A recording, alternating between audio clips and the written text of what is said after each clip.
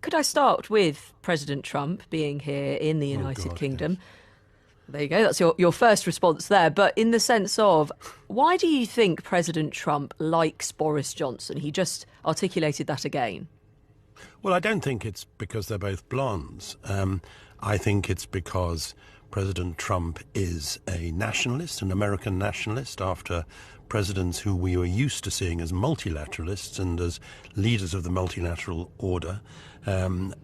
Boris Johnson, I think, unfortunately, or maybe it's Dominic Cummings, is turning the Conservative Party into a rather narrow sectarian English nationalist party. And I think that's grist to Mr. Trump's mill. I think he likes seeing nationalists, and he's prepared to support anybody who is a nationalist, even people like Mr. Erdogan.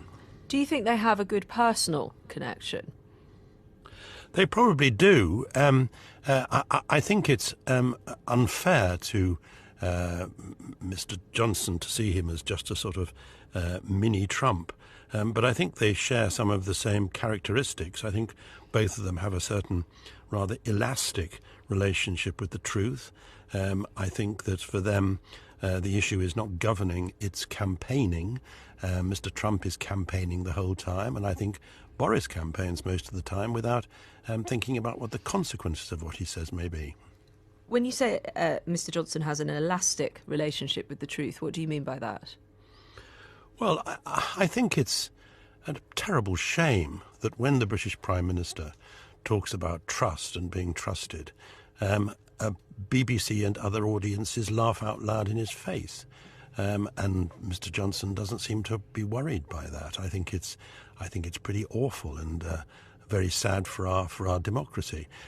I'm not trying to be I'm not trying to behave as though elections are run by nuns, wonderful though nuns are, and perhaps they should be run by nuns.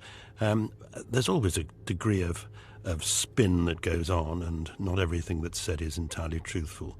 But I think this campaign has been marked by spectacular delusions and spectacular examples of mendacity along the way, right from get Brexit done in the first place, the arguments for holding the election, which were spurious, the fact that even the Queen was involved, I think, in a dishonourable way in the attempts to set up the election. I think all that is very bad for us.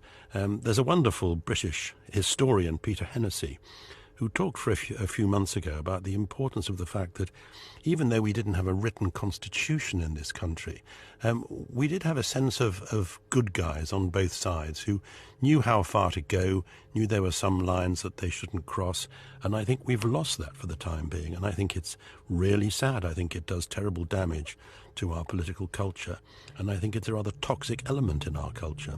Are those reasons, so the prorogation of Parliament and then the unproroguing, as it were, are those the reasons you think the British public laughed, as you put it, in the Prime Minister's face when the word truth came up? Oh, I think more than that. I think this extraordinary argument about whether there are going to be 50,000 more nurses or not, about whether we're really going to see 40 new hospitals built.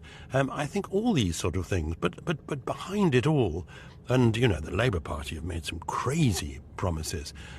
Behind it all is to promise more spending when there's going to be lower growth, and when you're also saying that there's going to be no increase in VAT, in income tax, in national insurance contributions. You know, people aren't nuts. They know that the figures have to add up somewhere, and I just think it's sad that a party which is, at least, whatever else you thought about it, been fiscally responsible in the past, is being rather less so now.